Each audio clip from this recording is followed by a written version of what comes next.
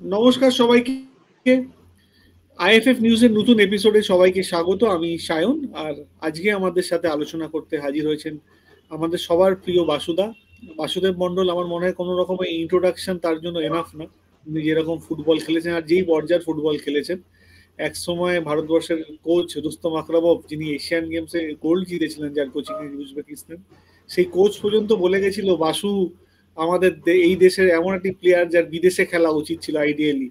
But বাসুদা এখানে তিনটে main ক্লাবে খেলার সাথে সাথে ইন্ডিয়াকেও রিপ্রেজেন্ট করেছে অ্যান্ড ইন্ডিয়ার ক্যাপ্টেন্সিও করেছে। So welcome বাসুদা। বাসুদাকে অফলেট আমরা খুব একটা দেখি না। বাসুদার সাথে এই আড্ডাটা আমার মনে হয় খুব ইন্টারেস্টিং আর খুব মজাদার হতে চলেছে। তো বাসুদা, ওয়েলকাম। ধন্যবাদ সকল দর্শকদের, ধন্যবাদ, এবং যারা এই চ্যানেল দেখেন তাদের সবাইকে ধন্যবাদ জানাই, এবং অবশ্যই সায়নকে ধন্যবাদ জানাই এই চ্যানেলে আমাকে আমন্ত্রণ করার জন্য। বাসুদা, তুমি বাসুদেব মন্ডল হয়ে যাওয়ার যে গল্পটা একটু যদি আমাদেরকে আজকে বলো, কারণ কি তুমি এত বড় প্লেয়ার হয়েছো, মানে তোমার ব্যাকগ্রাউন্ডটা কি ফুটবলের ছিল, না তুমি সাডেনলি তোমার মনে হলো না ফুটবলটাই খেলতে হবে? তো কিভাবে হলো তুমি বাসুদেব মন্ডল হওয়ার গল্পটা যদি একটু বলো, আমাদের সাথে শেয়ার করো।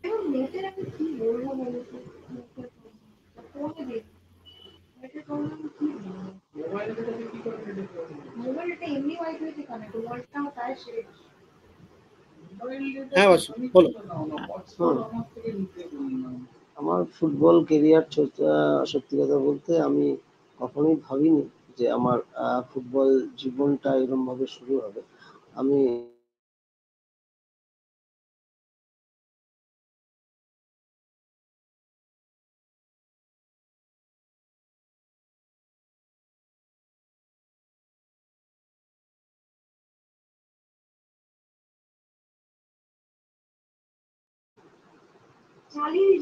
হ্যালো, শুনতে পাচ্ছ? শুনতে পাচ্ছি। শুনতে পাচ্ছ? শুরু করব?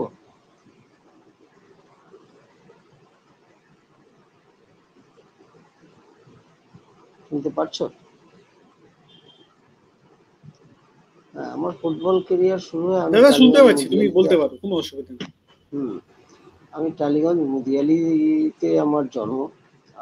আমরা 4 ভাই বোন, 2 ভাই 2 বোন, আর বাবা মা ছিলেন। আর সেখানে টালিগঞ্জ মুদিয়ালিতে সত্যি ফুটবল খেলতে খেলতে কখন যে আমাদের ক্লাবের কিছু লোক আছে যাদের সান্নিধ্যে, যার কথা আমার ফুটবল জীবনে বলতে হয়, তিনি হচ্ছেন কানুদা। কানুদা মানে আমরা এখনকার দিনে যেগুলো বয়স ভিত্তিক খেলা হয়, আগে আন্ডার 8 খেলা হতো। সো আন্ডার 8 খেলাটা হচ্ছে 4 ফুট 10 ইঞ্চি বা 4 ফুট 5 ইঞ্চি এরকম কিছু খেলা হতো। সেই খেলাগুলো তখন খুব, এটা আমি 90s এর কথা বলছি, এটা তখন 89, 89, 90, 91 এরকম সময়ের কথা বলছি। সো তখন এইসব খেলাগুলো খুব হতো, আন্ডার 8 খেলাটা। তখন কালুদা আমাকে একদিন আমাদের পাড়া থেকে নিয়ে গেছিলেন, সেখান থেকে আন্ডার 8 খেলার জন্য, ফুটবল খেলার জন্য আমাকে নিয়ে গেছিলেন। তখন আস্তে আস্তে বুঝতে পারছি যে ফুটবল জগৎটা কোথায়। সো ফুটবল কানুদার আন্ডার 8 খেলা হয়েছে এবং খুবই ভালো খেলতাম, স্ট্রাইকার পজিশনে খেলতাম। ওখান থেকে একটি জায়গায় টুর্নামেন্ট খেলতে গিয়ে সেখানে আমার যে আসল গুরুদেব নিমাই গোস্বামী, তিনি আমাকে দেখেন এবং তার ক্যাম্পে আমাকে নিয়ে যান। সেখান থেকে আমার ফুটবলের উত্থান।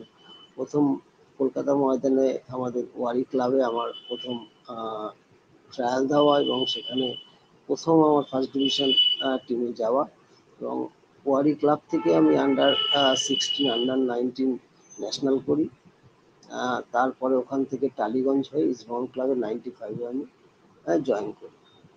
সো তখন যখন 95-এ জয়েন করেছি, তার আগে আমি under 19 Bengal, under 16 Bengal, under 21 বেঙ্গলের ক্যাপ্টেন ছিলাম। সে বছর তিচুরে আমাদের ক্যাম্প হয়েছিল, খেলা হয়েছিল, সরি, কেরলের তিচুরে খেলা হয়েছিল। আমি ইস্টবেঙ্গলে সে বছর সাইন করেছি অলরেডি, জুনিয়র প্লেয়ার টালিগঞ্জ থেকে। সে বছরই পল্টুদা নিয়ে গিয়ে, সেটা একটা অন্য গল্প, আমি অনেকদিন পরে বলবো। বাট যখন ফাইনাল খেলা কেরালার সাথে, কেরালার মাঠে আমাদের খেলা। সো ফাইনাল ম্যাচে একটা, আমরা প্রতি ম্যাচে আমাদের যে টিম ছিল, প্রতি ম্যাচে আমরা গোল করছিলাম, এবং আমার যে সমসাময়িক যে আমার যেসব প্লেয়ার ছিল, কো প্লেয়াররা, তারা খুব ক্লাসিক্যাল ফুটবল আমরা খেলেছিলাম সেই বছর। আমাদের তমাল তমাল সেন বলে যে কোচ ছিলেন, তমাল স্যার কোচ ছিলেন, এবং তমাল স্যার কোচ থাকাতে সে উনি খুব উদ্বুদ্ধ করতেন আমাদের। এবং যখন খেলা হচ্ছে আমার মনে হলো যেন কোনো একটা ফরেনার লোক মাঠের মাঝখানটায় দাঁড়িয়ে ইয়ে করছে, মানে বসে আছে আর কি, বসে খেলা দেখছে। সো আমাদের খেলা হলো, আমরা first half 1-1 draw, second half 2-2 draw, ট্রাইব্রেকারে আমরা ম্যাচটা হেরে যাই। বেঙ্গল টিম হেরে যাবে এটা আমরা তখনই ভাবতে পারিনি। খুব হতাশার মধ্যে, খুব কষ্ট লাগছিল। সেই সময় আমি দেখলাম মাঠের মধ্যেখানে ভদ্রলোকটি হেঁটে হেঁটে আসছে, এবং 6 ফুটের উপরে লম্বা হাইটে একটা ফরেনার লোক, সে সাদা সাদা চামড়া গায়ে, সে লোক হেঁটে আসছে। সেই লোকটি এসে নাম্বার 14 বলে ডেকে ডেকে আসছে। সো আমি সামনে গেলাম, নাম্বার 14 কাম হিয়ার।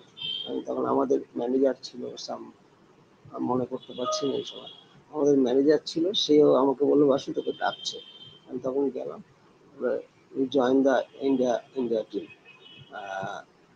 ক্যালকাটায় তখন ক্যাম্প হচ্ছিল, বললো আমাকে, মাঠের মধ্যেই বলে দিল যে you are the first 11 player. ও আমাকে তখন আদো আদো বা ইংলিশে, তখন ইংলিশেও ভালো মতন বলতে পারতো না। আমি পরে জানতে পারলাম যে ওই লোকটার নাম রুস্তম আকরম। তো রুস্তম আকরম উনি আমাকে মাঠে বলে যান যে তুমি আমার ফার্স্ট 11-এর প্লেয়ার, তুমি ক্যাম্পে জয়েন করো। যাই হোক, তখন মনের মধ্যে সত্যি খুব, যখন বাংলা হেরে গেছে সেই সময় ইন্ডিয়া টিমে ডাক পেয়েছি আমি, মানে আনন্দ করবো না দুঃখ করবো, এই ব্যাপারটা আমার কাছে প্রচন্ড চাপের ছিল। এবং যাই হোক, ওখান থেকে যখন ফিরলাম তখন ইস্টবেঙ্গল ক্লাবে, ওখান থেকে যাওয়ার পথেই আমি ইস্টবেঙ্গল মোহনবাগান একটা টানাপোড়েন চলছিল, তখন ইস্টবেঙ্গলের সই করবো না মোহনবাগানের সই করবো। যাই হোক, সেখানে আর এক গল্প হয়েছিল আমাদের, সেটা পরে বলছি। ক্লাবে যখন আমাদের ক্লাবে নিয়ে যাওয়া হয়েছিল ট্রেনে করে, অর্ধেক রাস্তা নামিয়ে নিয়ে স্বপনদা এক জায়গায় রেখে দিয়েছিলেন, সেখান থেকে নিয়ে গিয়ে তার পরের দিন সাইন করিয়ে তারপর আমাকে বাড়িতে পাঠিয়েছিলেন। যাই হোক, যখন ইস্টবেঙ্গল ক্লাবে যখন প্র্যাকটিস শুরু হলো, তখন আমাদের কোচ মিস্টার নঈমুদ্দিন, উনি একজন খুবই মানে ব্যক্তিত্ব, যে ব্যক্তিত্বটা আমাদের ভারতবর্ষের ফুটবলের অনেক প্লেয়ারকে জন্ম দিয়েছে। সো ওনার সম্পর্কে যত কম বলা হবে ততই, মানে বলা হয় ততই কম হবে, মানে যত বলা হয় ততই একদম। ভালো আর কি। আর তারপরে আচ্ছা, আমাকে ক্যাম্পে, বাসুদা, হ্যাঁ, আমি একটা অ্যাড করবো এখানে, একটা পার্ট অ্যাড হুম, করবো। দাদা, এই তুমি যেমন ইস্ট বেঙ্গল দিয়ে, মানে বড় ক্লাব বলে ইস্ট বেঙ্গল দিয়ে স্টার্ট করেছিলে, হুম। তারপর তুমি পরে মোহনবাগানে মুভ করেছিলে, আর আমি মোহনবাগানে তুমি ইস্টবেঙ্গল, অনেকটা টাইমই হ্যাঁ, হ্যাঁ, ইস্টবেঙ্গল ক্লাবে আমি দু বলো। বছর খেলেছি, 95-96। তারপরে 97-এ তো আমাদের যেটা ডায়মন্ড সিস্টেমে ছিল সবার জানা সেটা, 97-এ আমি মোহনবাগান গেছিলাম। আবার 98-এ কিন্তু আমি ইস্টবেঙ্গলে এসেছিলাম। ইস্টবেঙ্গলে আসার পর 99-এ আমি আবার মোহনবাগানে ফিরেছি, সেখান থেকে কন্টিনিউস 8-9 ইয়ার্স খেলেছি। তারপরে আমি অন্য ক্লাবে গেছি।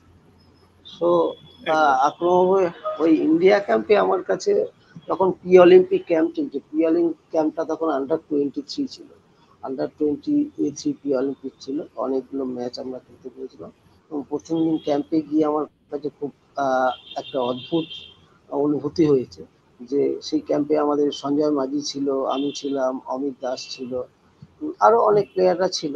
কিন্তু সেদিনকা অনেক বাইরের স্টেটের প্লেয়াররা এসে পৌঁছয়নি, খুব কম ছেলে ছিল। তার পাশেই ইন্ডিয়া টিমের উমেন্স টিমের প্র্যাকটিস চলছিল।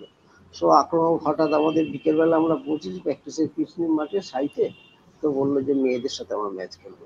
সেইটা নিয়ে একটা বিশাল গল্প স্টোরি হয়েছিল। মাঝি খেলতে চাইনি, বাট আমার কাছে খেলাটাই বড় কথা, সেটা ছেলে হোক আর মেয়ে হোক, ব্যাপারটা তা না। কারণ আমি তখন একদম বাচ্চা ছেলে, জুনিয়র ছেলে, আমি ইন্ডিয়া টিমে গেছি।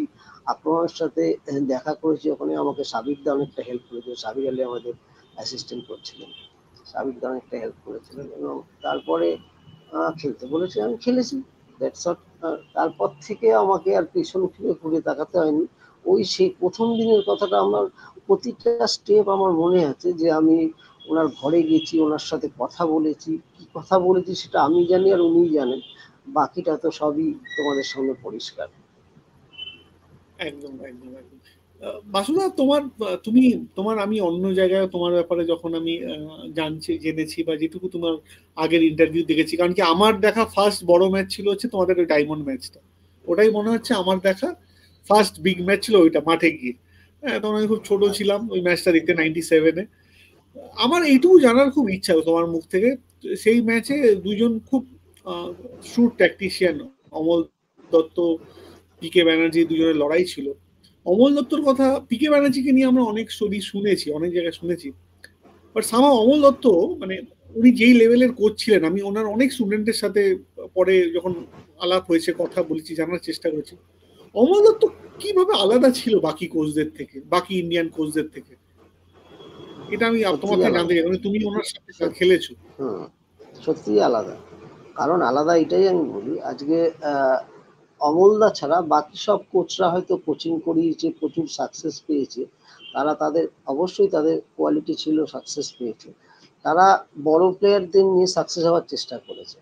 বাট অমল দত্ত এমনই একজন লোক, এখন যে আমরা ফুটবল যে এখন বলে না আপডেটিং ফুটবলটা, এখন যেটা অ্যাট প্রেজেন্ট যেটা হচ্ছে, এই প্র্যাকটিসগুলো আজকে অমলদা আজকে এই 20-30 বছর আগে করে রেখে গেছিল।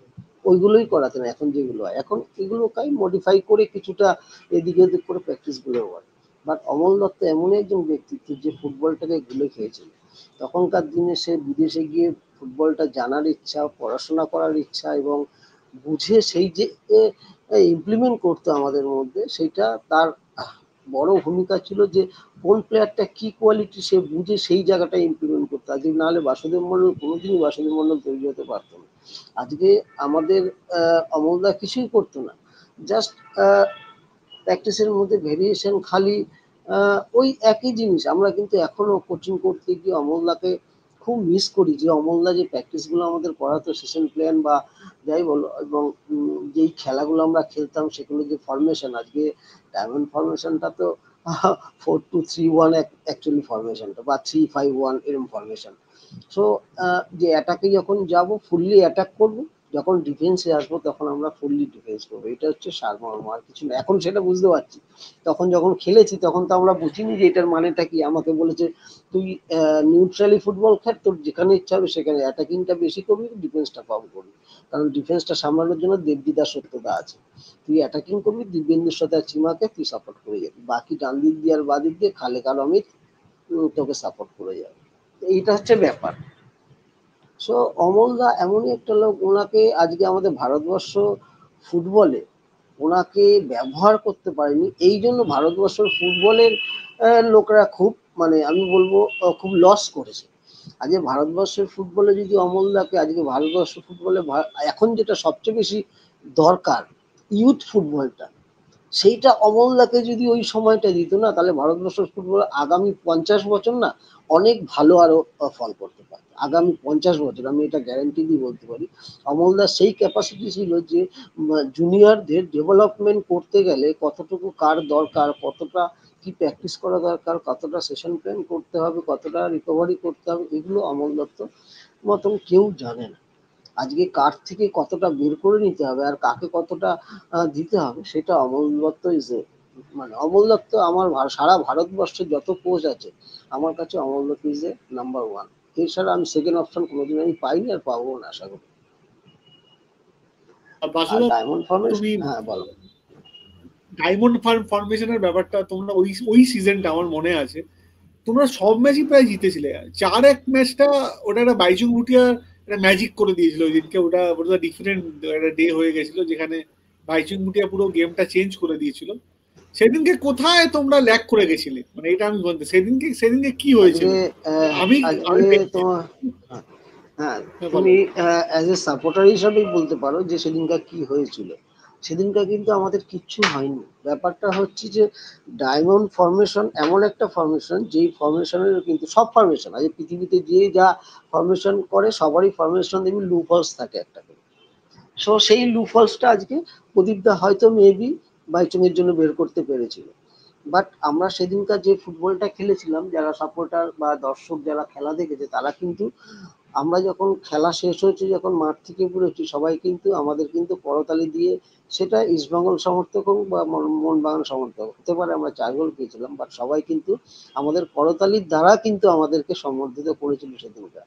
4 গোলটা হয়তো তোমরা যদি দেখতে চাও যে আমরা ম্যাচটা, অবশ্যই ম্যাচ জীবনে হার জিতটা বিশাল ফ্যাক্টর, একটা সেমিফাইনালের মতন জায়গায় সেখানে আজকে ম্যাচ হেরে গেছি, এটা হচ্ছে লাস্ট কথা। কিন্তু যদি তুমি পারফরমেন্স বেসিস দেখো, তাহলে কিন্তু সেদিনকার মোহনবাগান কিন্তু অনেক বেশি অ্যাক্টিভ এবং অনেক বেশি কম্পিটিটিভ ফুটবল খেলেছিল। সেই ফুটবলটা দেখে কিন্তু দর্শকরা প্রচুর আনন্দ পেয়েছিল, এবং সেই আনন্দ পাওয়ার জন্যই আজকে মেবি হতে পারে আমরা সবসময় অ্যাটাকে গেছি, সেই কাউন্টার অ্যাটাকগুলো বাইচুং ভুটিয়া কাজে লাগিয়েছে। দুটো ডেড বল সিচুয়েশনে কর্নার থেকে, শেষর কর্নার থেকে বাইচুং গোল করেছে, এবং বাইচুং একক কর্তৃত্বে কিছুটা আমাদের ডিফেন্সের লুয়ো ফলসে সেটা আমাদের গোল হয়েছে। আর নাজিমুল যেটা বল করেছে, ওটা নাজিমুল ওই একবারই করেছে, জীবনে আর কোনোদিন ওরকম গোল করতে পারবে না, ওই হাফ ভলি থেকে গোল করেছিল। So Nazimul is a fantastic goal করেছিল, ওই গোলটাই ওদের কাছে টার্নিং পয়েন্ট। ওই যে গোল করার পর আমাদের চিমা যা সুযোগ পেয়েছিল, চিমা যদি ওই কনভার্ট করে দিতে পারতো গোলগুলো, তাহলে হয়তো খেলার চিত্রটা পাল্টে যেতে পারতো হয়তো, বাট সেটা তো হয়নি কখনো। সেটা 4-1 গোল, এটা আমরা মেনে নিয়েছি এখন নিজেদের মনের মধ্যে। বাট সে বছর আমাদের ডায়মন্ড ফরমেশন ছাড়া আর একটা ম্যাচই আমরা হেরেছিলাম, সেটা হচ্ছে রোভার্সের একটা ম্যাচে। বাকি এই দুটো ম্যাচ ছাড়া আমরা সারা বছরে একটা ম্যাচও হারিনি সে আর বছর। জেসিটির কাছে মনে একটা এনএফএল এ হেরেছিল না, জেসিটির সাথে ওই মনে একটা ওই এনএফএল এ 3টে ম্যাচ ওই হেরেছিল মনে হয়। ওই ন্যাশনাল লিগে আমরা 3টে ম্যাচ হেরেছিলাম, আর এমনি হ্যাঁ, ডুরান্ডে গিয়ে আমরা ফাইনালে হেরেছিলাম। ন্যাশনাল লিগে সে বছর রাইট রাইট রাইট। তিনটে, কিন্তু সেই বছর আমরা আবার 2-3টে ম্যাচ আগেই চ্যাম্পিয়ন হয়ে গেছিলাম আমরা। লাস্টের দুটো ম্যাচ ঠিক ছাড়ার আগে ঠিক। আমরা চ্যাম্পিয়ন হয়ে গেছিলাম অনেক আগে। সে বছরটা আমাদের তখন তো কাছে মানে একটা চাটুনি সাহেব এসে বিশাল, গেছিলেন। ওই তখন তো মনে হয় অমলদা চাটুনি সাহেব এসে রোভার্সে, গেছিলেন। হ্যাঁ রোভার্স হ্যাঁ, ছাড়ার আগে তখন চলে গেল অমলদা, তারপরে আই লিগের আগেই চাটুনি চলে আসলো। চাটুনি আসার পর তারপরে আমাদের ওই ন্যাশনাল প্লেয়ারদের 45টা করে ম্যাচের বেশি খেলতে পারবে না, এইটা আমার মধ্যে আবার ছিল আমাদের।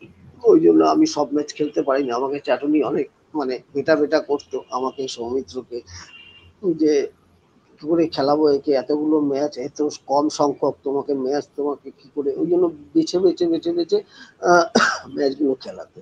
যার জন্য আর অমল দত্তর ভাবতে পরে পারি না আমরা চাটুনিকে আমার বাসুদা। খুব ভালো লাগে। তুমি যে বলছো না 45টা ম্যাচ, এখন আমরা ভাবতে পারি না। এখন ওকে 22টা ম্যাচ খেলার জন্য প্লেয়ার ফিটই হতে পারে না। 22টা ম্যাচ খেলা, 45টা ম্যাচও তাও অনেক ম্যাচ মিস করানো হতো। অবভিয়াসলি কিছু সব একদমই ম্যাচও তাই। নামতে পারতো। হ্যাঁ, আমাদের খেলতে পারিনি তো, আমি সে বছর ন্যাশনাল লিগ খেলতে পারিনি অনেকগুলো ম্যাচ, কারণ 45টার বেশি ন্যাশনাল টিমে প্লেয়াররা খেলতে পারতো না, সেই সময় নিয়ম করেছিল।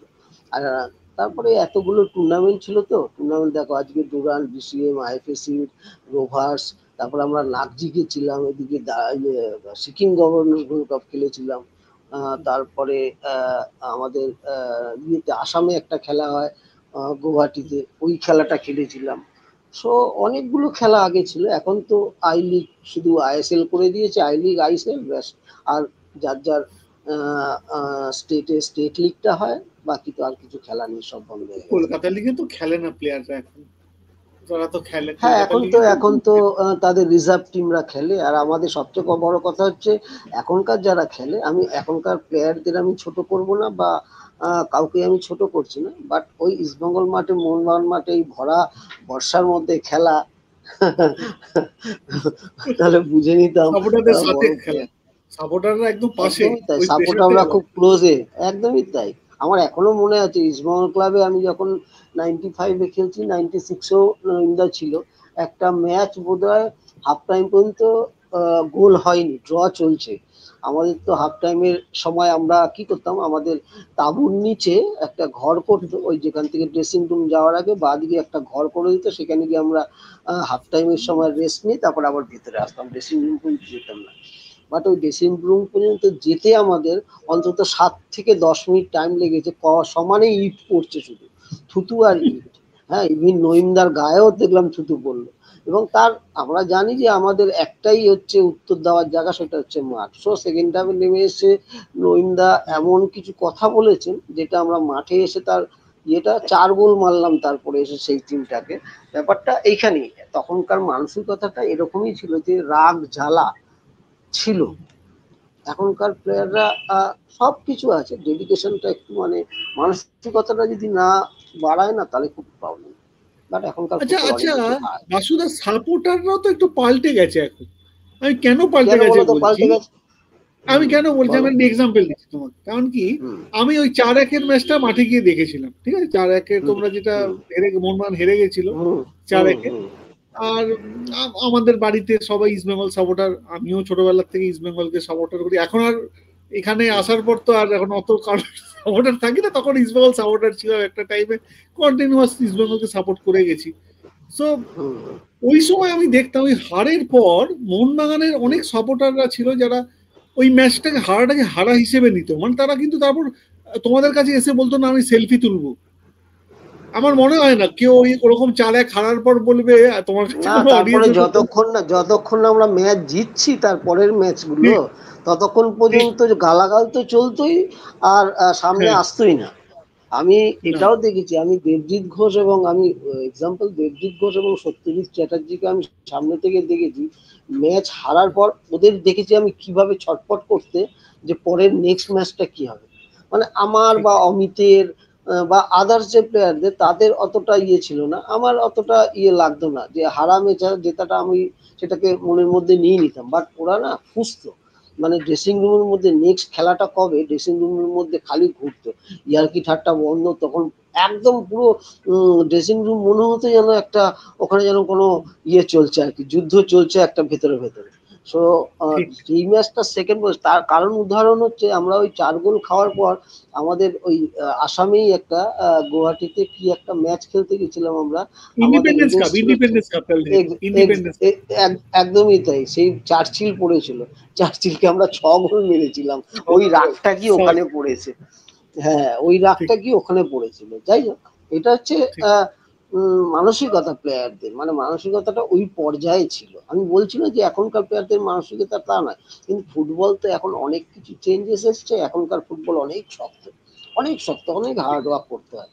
মানে এখন পাওয়ার ফুটবল এসে গেছে, পাওয়ারের সাথে তোমার প্রচুর লড়াই করতে হয়, প্রচুর ইন্ডুরেন্স করতে হয়, তার মধ্যে থেকে সেফ মেনটেন করতে হয়, তার মধ্যে প্লেয়ারের ফরমেশন চেঞ্জ করছে, গোল করতে হচ্ছে, ডিফেন্স করতে, ইজ ভেরি ডিফিকাল্ট। এখন যুদ্ধ হয়, কিন- খেলা তো কম হয়, কিন্তু যুদ্ধ।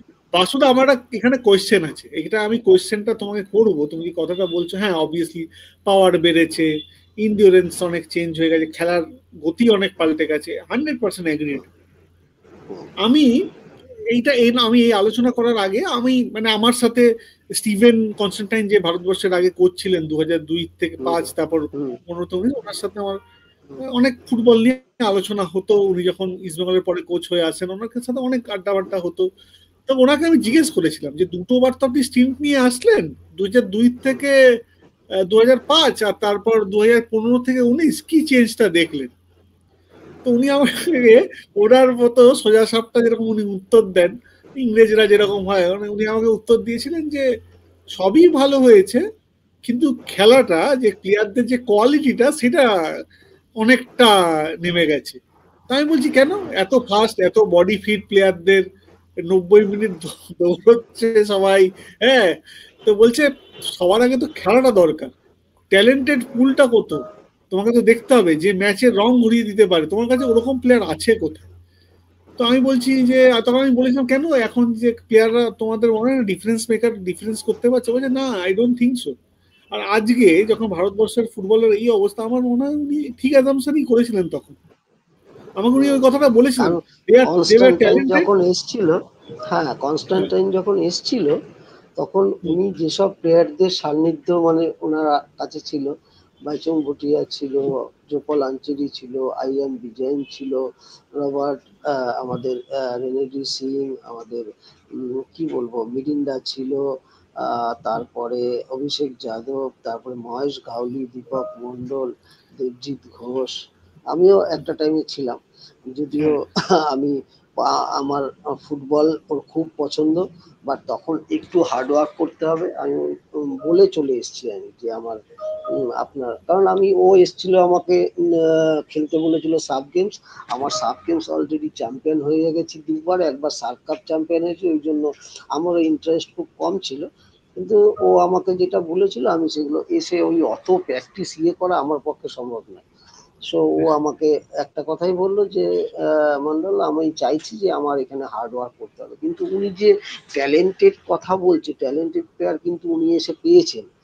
তারপরে যারা আস্তে আস্তে এসছেন না, উনি কিন্তু ফুটবলের মধ্যে কিন্তু ট্যালেন্টেড বা ফরমেশনের যে প্যাটার্নটা আমাদের যে আগে ছিল, উনি আসার আগে যে প্যাটার্নটা ফুটবল ছিল, উনি কিন্তু আসার পর ফুটবলের প্যাটার্ন কিন্তু চেঞ্জ করেছিল অনেক।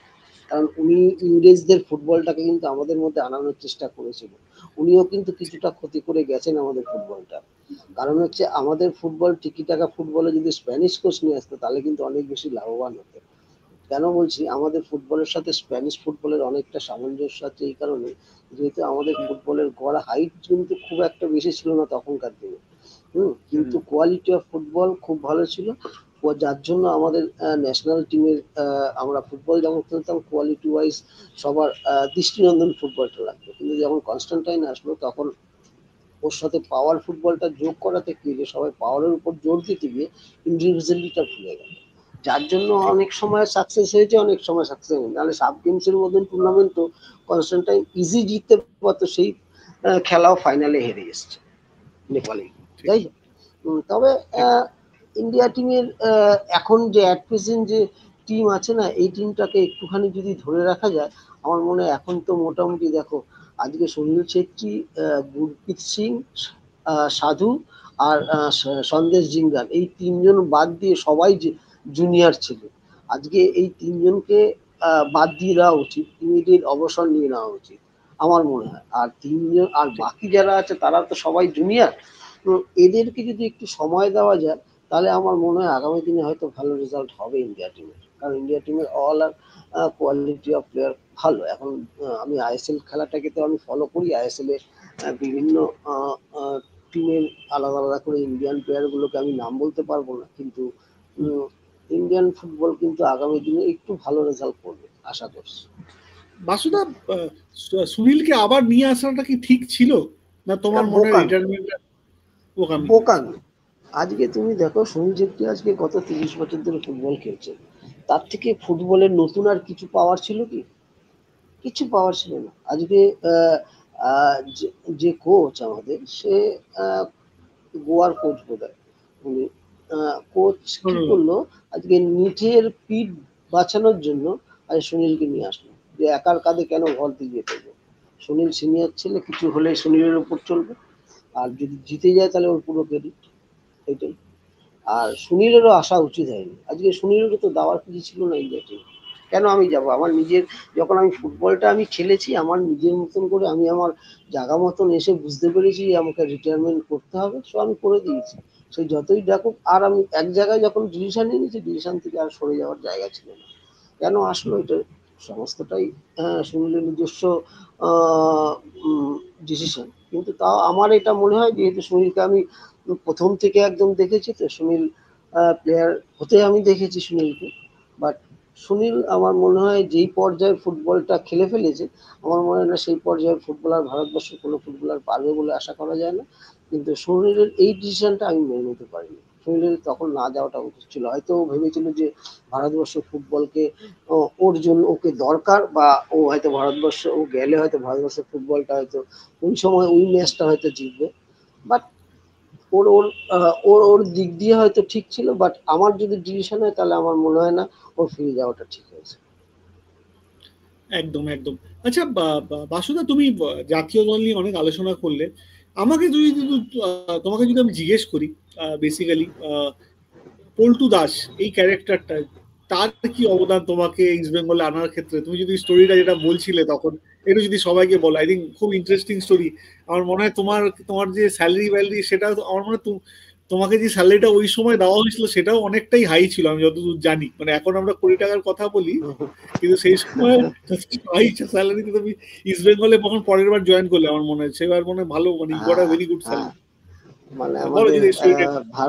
ভারতবর্ষের মধ্যে সবচেয়ে বেশি অ্যামাউন্ট আমি পেয়েছিলাম। সেই অ্যামাউন্টটা যদি এখন বলি তোমরা হাসবে শুনে। সেটা তখনকার দিনে বেশি ছিল। যাই হোক, প্রথম হলো হচ্ছে কত প্রথম ইনফ্লেটেড হয়ে যাবে না? ইনফ্লেশন হবে তো, প্রত্যেক বছর তো প্রায় দাম বাড়ছে। কত হবে আমি শুনি, আমি তখনকার কথা। প্রথম 95-এ যখন সই করি তখন সত্যি কথা বলতে আমি 95-এ ওই তিচুরে গেছিলাম আন্ডার 23 খেলার জন্য, আন্ডার 21 ন্যাশনাল টিম খেলার জন্য। তখন কিন্তু ইস্টবেঙ্গলের কথা হয়েছিল, বাট সাইন করা হয়নি। কিন্তু ওখান থেকে আসার পথে আমাকে খড়গপুর থেকে আমাদের গাড়ি করে নিয়ে আসা হয়েছিল পল্টুদার কথা মতন, এবং বেহালার কোনো একটা বাড়িতে আমাদের 3 দিন রাখা হয়েছিল। সেখানে রেখে তারপরে পল্টুদার কাছে নিয়ে যাওয়া হয়। পল্টুদা জাস্ট আমাকে বলেছিল, আমার হাতে একটা তামার আংটি ছিল, জাস্ট আমাকে বলেছিল এটা কিসের আংটি? আমি বললাম তামার। বলে নেক্সট ইয়ার যেন আমি সোনার দেখি। আমি কিন্তু সোনার আংটি দেখিয়ে এসেছিলাম তার পরের বছর। যাই হোক, বলছে তুমি এই ক্লাবেই খেলবে, এইটাই শেষ কথা, আর কোনো ক্লাব সম্পর্কে ভাবো না। ভারতবর্ষে একটাই ক্লাব, যেটা হচ্ছে ইস্টবেঙ্গল ক্লাব। এই ক্লাবের মতন আর কোনো ক্লাব তুমি পাবে না। এবং লোকটাকে আমি সত্যি খুব সম্মান করতাম এবং এখনো করি। এবং লোকটার মধ্যে যে পার্সোনালিটি, যে কথা বলার যে ধ্যান জ্ঞান, ফুটবল ছাড়া আর কিছু আমি কোনোদিন লোকটার মধ্যে দেখিনি। এবং ইস্টবেঙ্গল ক্লাব মানে ওনার প্রতিটা রক্ত ইস্টবেঙ্গল ক্লাবের ছিল, প্রতিটা রক্ত, এক ফোঁটাও ওয়েস্টেজ নয়, প্রতিটা রক্ত ইস্টবেঙ্গলের সাথে যুক্ত। এবং পল্টুদার সাথে আমরা খুব বেশি দিন আমি যদিও ইয়ে করতে পারিনি। ওই প্রথম বছর আমাকে 75,000 আমাকে সই করেছিল, প্রথম বছর 75,000 95-এ। সো আমি 75,000 মানে আমার কাছে হিউজ মানি দাদা। বুঝতে পেরেছেন, হিউজ মানি 75,000। যাই হোক, সো তার পরের বছর 95-এ যা পারফর্ম করেছিলাম, তার পরের বছর নেক্সট ইয়ার সেটা হয়ে গেল তার 4 ডবল, 3,50,000। সো সেটাও একটা আমার কাছে হিউজ মানি ছিল। সো ইস্টবেঙ্গল আমি যেহেতু 95 এবং 96 সে বছর আমরা ডুরান্ড রোভাস, ক্যালকাটা লিগ সব কিছু আমরা চ্যাম্পিয়ন। নঈম স্যারের দ্রোণাচার্য অ্যাওয়ার্ড পেল নঈম স্যার, এবং সত্যি বলছি আমরা খুব গর্ব করি নঈম স্যারের আন্ডারে আমরা ফুটবল খেলেছি। ফুটবল তো শিখেছি, তার সাথে সাথে আমরা যে ডিসিপ্লিন শিখেছি, এটা আমার সারা জীবন মনে লাগে। সেটা এখন আমি কোচিং করতে গিয়ে আমার প্লেয়ারদের নঈম স্যারের কথা খুব মনে পড়ে আমার। এবং নঈম স্যারের ওই ডিসিপ্লিনটা ছিল বলেই কিন্তু আজকে আমাদের ফুটবল শুধু ফুটবল খেলার জন্য নয়, অ্যাজ এ ফুটবল প্লেয়ার, শুধু ফুটবল প্লেয়ারই নয়, ভালো মানুষ যে হওয়া যায় সেটা কিন্তু তার জ্বলন্ত উদাহরণ বাসুদেব মন্ডল। সো তারপরের বছর আমি 97-এ আমি মোহনবাগানে গেলাম। মোহনবাগানে যা পারফর্ম করেছিলাম, তখন ইস্টবেঙ্গল ক্লাব আমাকে সে বছর আমাদের বোধহয় ইস্টবেঙ্গল ক্লাব ওই আমাদের আই লিগের জন্য স্পন্সর আসলো, তখন প্রথম স্পন্সর ইউবি গ্রুপ বোধহয় স্পন্সর আসলো। হ্যাঁ, তখন স্পন্সর আসলো। তারপরে ইস্টবেঙ্গল ক্লাব থেকে আমাকে অফার করলো। আমি বলেছিলাম যে আমার 20 লাখ টাকা লাগবে। আমি ভাবতে পারিনি যে ওরা লাস্ট ওরা 14 লাখে ইয়ে করে। এবং 14 লাখ যখন আমাকে বলে এবং বললো যে এইটাই আমাদের সারা ভারতবর্ষের মানে কেউ পায়নি, 14 লাখ টাকা দেবেন, এটা তোমাকেই দেওয়া হবে।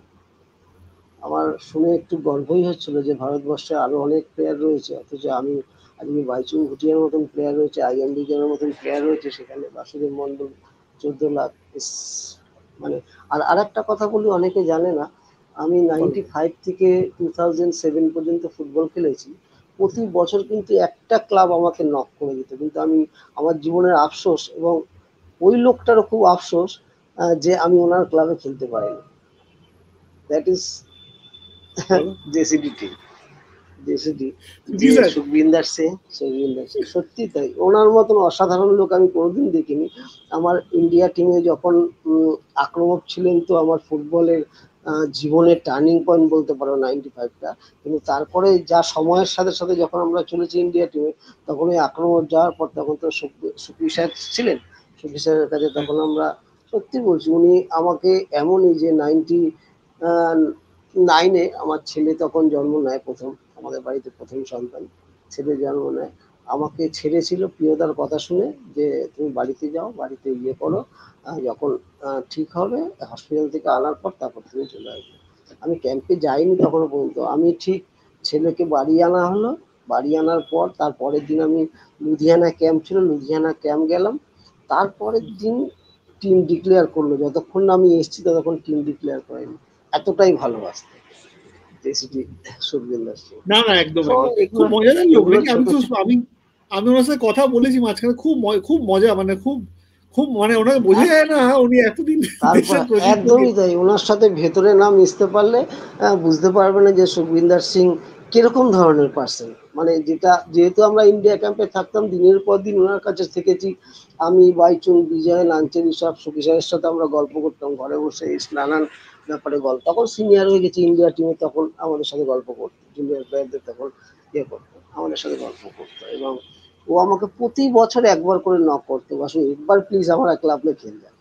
तब जेसीटी फगवाड़ा खाली बोलते, फगवाड़ा में एक बार आ जा, तेरे को इतना प्यार देगा तो नहीं जाएगा, ऐसे এরকম করে বলতো। আমি বলতাম স্যার আমার দ্বারা হবে না, কারণ আমার ফ্যামিলি এখানে, বাড়ি বেঙ্গল ছেড়ে আমি যাবো না করে। আর আরেকটা ক্লাব আমাকে খুব ইয়ে করেছিল, আমি কথা বলেও লাস্টে, সেটা হচ্ছে হেনরি মেন্ডিস, মহেন্দ্র মহিন্দ্রা। যে বছর দেবজিৎ আর কি গেল আমাকে, আমি তখন বাংলাদেশে লিগ খেলতে গেছিলাম। বাংলাদেশে আমি একমাত্রই, যেটা ঢাকা মহাবাডানের হয়ে ক্যালকাটা থেকে একজনই মাত্র ফরেনার গেছিল। এত ছোট ফরেনার বোধহয় ঢাকার টিমের কোনো প্লেয়ার দেখেনি। আমি ওদের টিমে গেছিলাম এবং ঢাকা মহাবাডানকে আমি চ্যাম্পিয়ন করে এসেছিলাম। এবং ঢাকাতে হেনরি এভরিডে ফোন করতে, বাসু কত টাকা, মোহনবাগান যা দেবে তার থেকে আমি 5 লাখ টাকা বেশি দেবো। আমি তাও যাই, কারণ আমি বলেছি যে আমি ঢাকাতে এসেছি, মোহনবাগান ক্লাব আমাকে এনওসি দিয়েছে। সো আমি এনওসিটা মোহনবাগান ক্লাবে গিয়ে আমি ফেরত দেবো।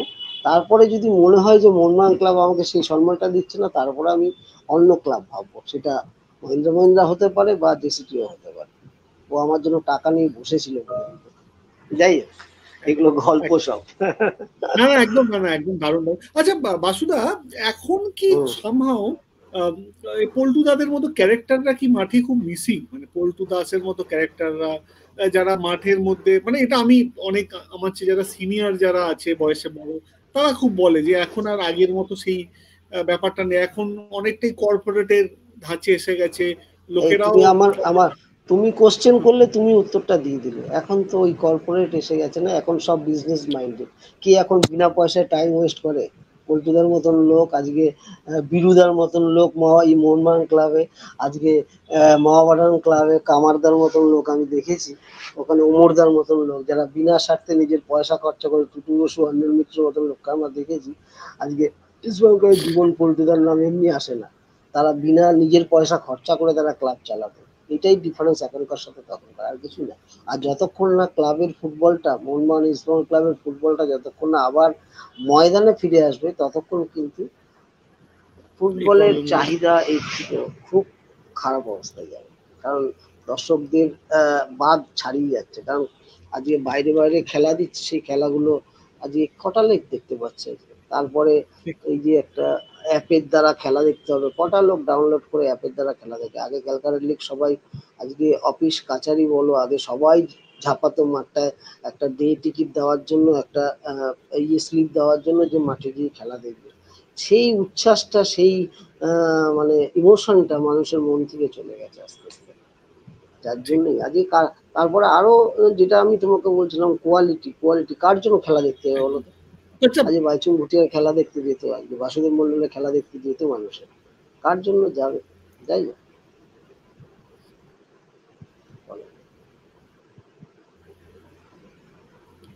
ঠিক, একদম একদম কারেক্ট, একদম একদম স্টার নেই, একটা স্টারই নেই যাকে দেখে মানুষ মানে শ্রেষ্ঠ। আমাকে আমি তোমাকে এখন লাস্ট পার্টে আছি, কিছু কোয়েশ্চেন করবো। তোমার দেখা শ্রেষ্ঠ প্রশাসক কে, ক্রীড়া প্রশাসক ফুটবল মাঠে তোমার দেখা?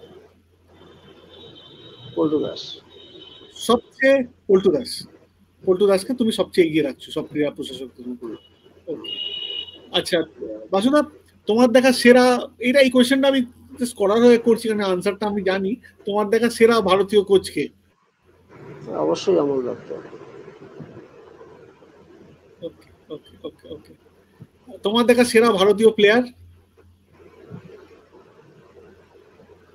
বাইচুং ভুটিয়া। সেরা মানে সর্বকালের সেরা বলছো তুমি? সর্বকালের সেরা কিষানউদ্দিন। সর্বকালের সেরা কিষানউদ্দিন।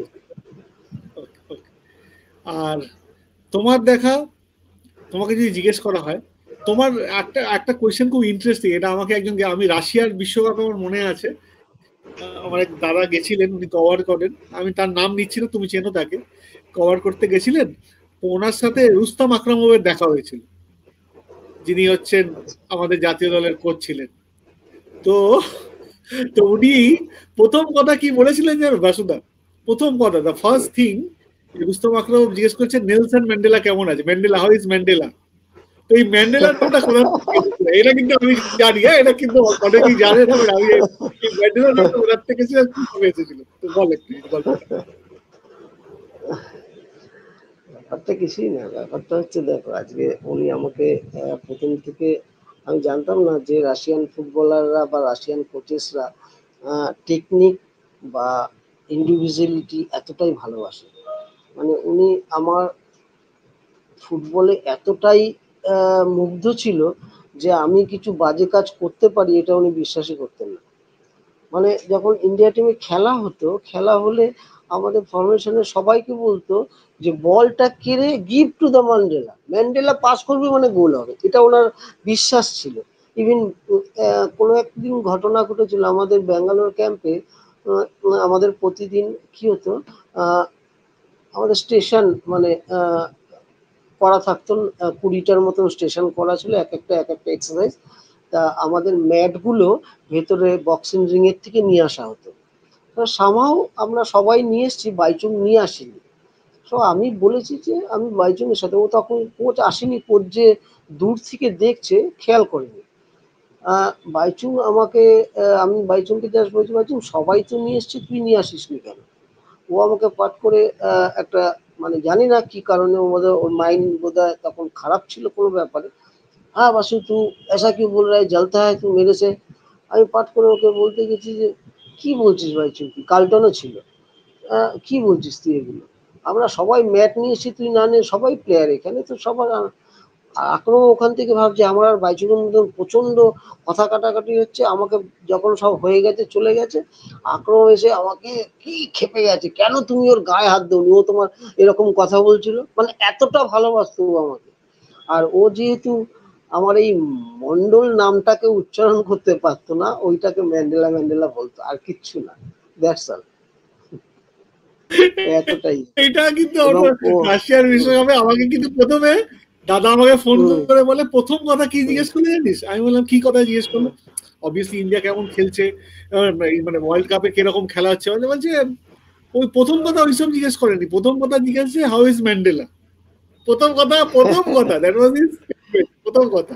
আর সো আর দ্যাট ইজ একটা জিনিস কি লেগেসি। জানো তো, হ্যাঁ, আর একটা জিনিস কি আমার মনে হয় এটা, কারণ এটা আমার মনে হয়েছে ও, এটা অন দা রেকর্ড বলাটা ঠিক হবে কিনা জানি না। ব্যাপারটা হচ্ছে ও আমাকে এতটা ভালোবাসতো কেন, পরে এটা আমি ফিল করেছি। কারণ ওর একটা আমার বয়সী ছেলে ছিল। কারণ আমি এখানে কি করতাম না করতাম, ও কিন্তু বাই ফোনে রেগুলার ওয়াইফকে, মিসেসকে সব খবরাখবর দিত। এবং যখন আমি রাশিয়ায় গেছিলাম, আমাদের টিম যখন রাশিয়ায় গেছিল, রাশিয়াতে মিসেস এসছিলেন এবং আমাকে ঘরে ডেকেছিলেন, আমাকে ধরে হাওয়াও করে কেঁদে ফেলেছিলেন এবং আমার জন্য এত জিনিসপত্র নিয়ে এসেছিলেন যে আমি নিয়ে যাওয়ার জন্য আমাকে ব্যাগ কিনতে হয়েছিল। আমি তখন বুঝেছি যে উনি আমাকে ছেলের মতন ভালোবাসতেন। That's all. এটা আমি পরে ফিল করেছি। এটাই এটাই হুম, এটাই তো দরকার বাসুদা। বাসুদা, হুম, আমি লাস্ট পার্টে এসে গেছি। সো আমরা এখানে র্যাপিড ফায়ার করব।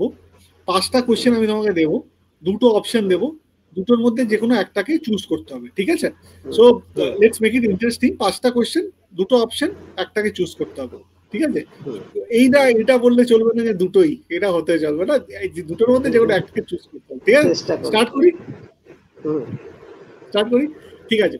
তো আমি এটা তোমাকে, প্রথম বলটা তো ইজি দেয় লোকে, তো ইজি দিচ্ছি। হুম, প্রথম বলটা juicy full toss, Amal Dutta না পিকে ব্যানার্জি? অমল দত্ত। আই এম বিজয়ন না বাইচুং ভুটিয়া? আই এম বিজয়।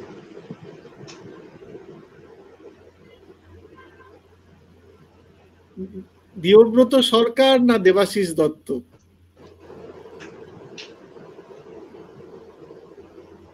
দেবব্রত দত্ত। এই দেবব্রত সরকার না দেবব্রত, দেবাশিস দত্ত? দেবব্রত। দেবব্রত সরকার। কেন এগিয়ে রাখছো নিজুটাকে, কেন এগিয়ে রাখো, কেন আর এগিয়ে রাখো? দুজনের সাথেই আমি করেছি। দেবাশিস দা যতটা ক্লাবের প্রতি বিজনেসের ব্যাপারটা পুরো স্ট্রং, মানে ক্লাবের যে আভ্যন্তরীণ ব্যাপারগুলো যেভাবে ইয়ে করে, বাট তার বাইরেও দেবাশিস দার যেটা মোহনবাগান ক্লাবে আমি ফিল করেছি যে এক্স প্লেয়ারদের সেই সম্মানটা পায় না মোহনবাগান ক্লাবে। ইস্টবেঙ্গল ক্লাবে সেই সম্মানটা কিন্তু দেবাশিস দা, এই দেবব্রত সরকার, নীতিদা কিন্তু সেই সম্মানটা এক্স প্লেয়ারদের সেই সম্মানটা দেয়। এটা কিন্তু আমি অন্য স্টিল নাও, প্লেয়ারদের থেকেও শুনেছি এই কথাটা। Still now, still now. তাহলে আমি উত্তরটা ঠিকই দিয়েছি।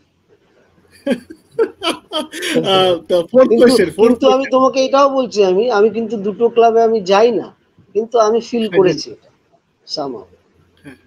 হ্যাঁ, তুমি তো এখন অনেকটাই distance, you are very distance থেকে তুমি নিজের কাজেও এখন খুব ব্যস্ত। আমার মনে হয় না তুমি অত সময় পাও বলে করতে।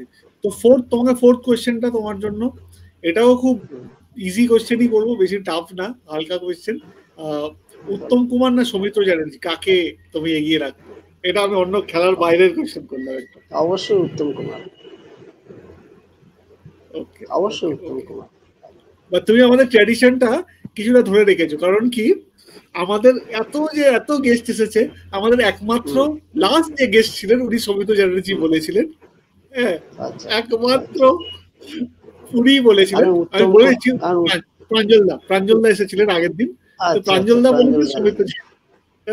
কারণ প্রাঞ্জল আমাদের থেকে ছোট, তো আমাদের থেকে ছোট, ও উত্তম কুমারকে অতটা দেখেনি, সৌমিত্র চ্যাটার্জিকে যতটা দেখেছে। আমরা উত্তম কুমারকে ম্যাক্সিমামটা দেখেছি না। এখন যদি বলা হয় যে কিশোর কুমার না কুমার শানু, বা যদি বলে কেউ কুমার শানু না কিশোর কুমার, তাহলে কিন্তু অনেকে, এই কুমার মোহাম্মদ রফি না কিশোর কুমার, তাহলে কিন্তু অনেকে প্রবলেমে পড়বে। ব্যাপারটাই তাই, লতা মঙ্গেশকর না আশা ভোসলে, অনেকে প্রবলেমে পড়বে। ঠিক আছে, তাহলে সচিন তেন্ডুলকর না বিরাট কোহলি?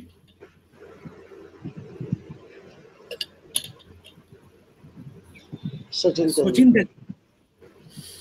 তেন্ডুলকর। ওকে ওকে ওকে। আমার মনে হয় বাসুদা তুমি মোটামুটি সব কটার আনসারই খুব স্ট্রেট ব্যাটে খেলেছো। তুমি কোনোদিন, তুমি আমাদের মনে হয় খুব কমই গেস্ট আছে যারা বলেনি, তুমি একমাত্র গেস্ট। মানে আমার মনে আর কোনো গেস্ট আমার তো মনে পড়ছে না যে বলেছেন না, দুজনই এরকমই সবাই বলে বেশিরভাগ, না দুজনই। ব্যাপারটা হচ্ছে যে আমার পছন্দ অপছন্দ ছিল, এটা হচ্ছে তোমার সাথে আমি কথা বললাম যে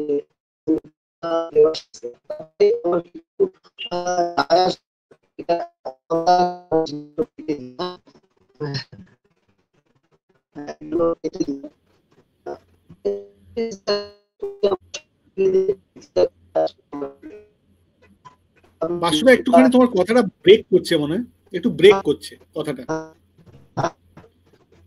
একটু ব্রেক করছে। আমার মনে হয় কথাটা ব্রেক করছে। ওকে ওকে ওকে ওকে, ঠিক আছে। আমার মনে হয় ঠিক আছে। থ্যাংক ইউ বাসুদা আসার জন্য, thank you so much for coming out. And খুব দারুণ একটা ইন্টারভিউ হলো বাসুদেব মন্ডলের সাথে। উনি খুব ভালো ইনসাইটস দিলেন, খুব ভালো ভালো গল্প হলো। ওনার লাস্টের দিকে একটুখানি যান্ত্রিক গোলযোগের জন্য একটু প্রবলেম হলো, বাট খুব ভালো একটা ইনপুট দিলেন উনি, অনেক আমাদের জন্য ব্রেকিং কিছু দিলেন। তো সেটা দেখতে থাকুন। Do follow, do like, share and subscribe IFF news. Like করবেন, শেয়ার করবেন, সাবস্ক্রাইব করবেন, আমাদের পাশে থাকবেন, আমাদেরকে টুইটারে ফলো করবেন। দেখতে থাকুন আইএফএফ নিউজ। থ্যাংক ইউ সবাইকে, থ্যাংক ইউ সবাইকে, থ্যাংক ইউ দেখতে থাকুন। Good night.